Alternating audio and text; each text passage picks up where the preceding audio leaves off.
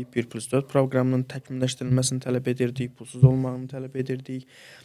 Ancaq yəni daha müsbət fonda reformlar tələb etməyimizə baxmayaraq, bu gün artıq sual 1 idisə, indi 1000 olub.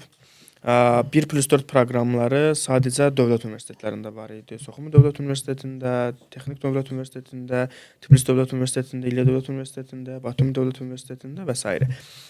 İndi artıq necə olacaq bu tələbələrin aqibəti? Məsəl üçün, bu il hazırlıq kursunu bitirmiş bir tələbə, hansı ki istəyirdi ki, İlya Dövlət Universitetində, Hüquq fakültəsində davam etsin təhsilini, eyni zamanda və ya Tiflis Dövlət Universitetində hazırlığı bitirmiş, hansı ki tibb fakültəsində fəaliyyətini, yəni təhsilini davam etdirməsidir. Bunların aqibəti necə olacaq? Yəni hara köçürəcəklər?